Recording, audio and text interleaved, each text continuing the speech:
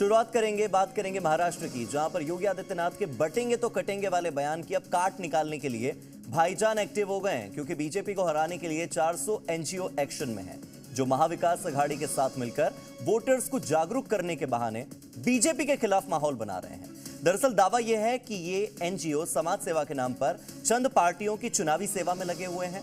हो सकता है कोई फायदा मिल रहा हो। मामले पर चुनाव आयोग ने संज्ञान लिया है, वहीं बीजेपी ने भी शिकायत दर्ज करवाई है। इस पर तैयार ये रिपोर्ट आपको जरूर देखनी चाहिए।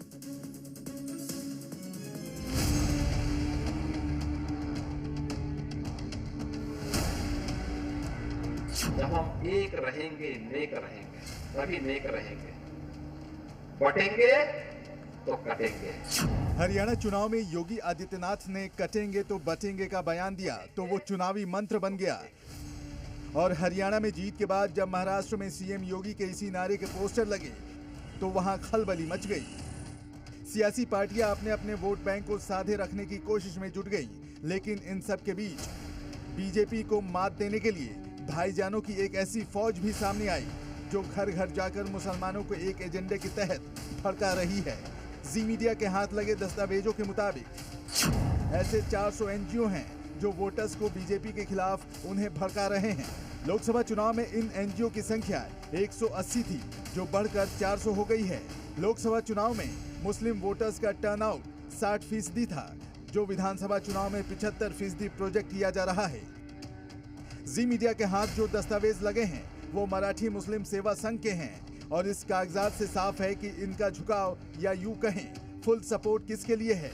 लेकिन जब इनसे सवाल किया गया तो गोलमोल जवाब दे रहे हैं। अपने देश के लिए क्या करना चाहिए, जो पार्टी समझ सकती है ऐसी पार्टी को लाने के लिए। कौन है? अभी तो सब गठबंधन हो रहा है, तो क्या बोले। बीजेपी जहां पे जुड़ी हुई है वो नहीं है। खास बात है कि ये एनजीओ वोटर्स को जागरूक करने के नाम पर घर घर जाते थे। समाज सेवा के नाम पर ये एनजीओ किसी खास पॉलिटिकल पार्टी के लिए चुनावी सेवा कैसे करते हैं, जानकारों ने इसका भी गणित समझाया। ये जो एनजीओज वगैरह है जमीयत इस्लामी, वो लोग तय करते हैं। उनका मेन उद्देश्य है कि भारतीय जनता पार्टी को हराने का, ऐसा नहीं कि कांग्रेस को सपोर्ट करने का या जनता दल को सपोर्ट करने का, लेकिन एक नेगेटिव एजेंडा है कि भारतीय जनता पार्टी को हराने का। उसके लिए जितने सारे मुस्लिम एरिया जो है उसमें एक साथ में वोट करने का वो लोग करते हैं। जी न्यूज पर इस खबर को प्रमुखता से दिखाए जाने पर इसका असर भी हुआ। पहले बीजेपी ने चुनाव आयोग में इसकी शिकायत दर्ज कराई, जिसके बाद चुनाव आयोग ने जांच के आदेश के साथ ही पूरे मामले में मुंबई के कलेक्टर से रिपोर्ट मांगी है। पुलिस ने आज ये कंप्लेंट दाखिल कर दी है। वो पुलिस कमिश्नर से बात करके मुझे विश्वास है कि यह संस्था की जांच भी होगी, कार्रवाई भी होगी। वोट जिहाद करवाने के लिए अब जो प्लान लोकसभा में किया था वही प्लान एक्टिवेट कर दिया गया है। कई ऐसी सारी एनजीओज हैं जो लगातार तुष्टीकरण के आधार पर, वोट बैंक के आधार पर लोगों के इत्तेहाद के लिए एक काम करने का प्रयास कर रही है। पुलिस में शिकायत और चुनाव आयोग के आदेश के बाद मराठी मुस्लिम सेवा संघ के अध्यक्ष का बयान भी सामने आया, जिसमें उनकी नाराजगी महाविकास अघाड़ी के खिलाफ दिखाई दी। हमने पार्लियामेंट में झोली भर के मतदान किया महाविकास अघाड़ी इंडिया गठबंधन को, लेकिन वे वक्त बिल के टाइम पे पार्लियामेंट में जिनको हमने वोट दिया था उन्होंने वॉकआउट करके ये साबित किया कि हम मुस्लिम इश्यू पे कोई आवाज नहीं उठाएंगे।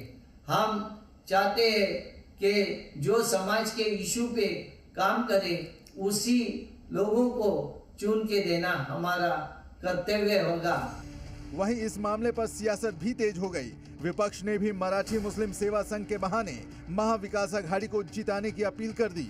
हम कभी नहीं देखते कौन है मुस्लिम, कौन हिंदू, कौन क्या है। हम पॉलिसी देखते हैं, हम पॉलिसी देख वोट देते हैं और पॉलिसी देख वोट देते हैं। अब मैं भी कहूँगा कि तमाम वो लोग मुस्लिम के साथ साथ जितने अल्पसंख्यक हैं, जितने वो लोग हैं दलित हैं, जितने जो हैं इस देश के संविधान को मानते हैं, किसी धर्म के भी हो, सब इकट्ठा हो जाओ अब की बार और महाविकास अघाड़ी को जिताओ। इनकी बौखलाहट है, इसके अलावा कुछ नहीं है।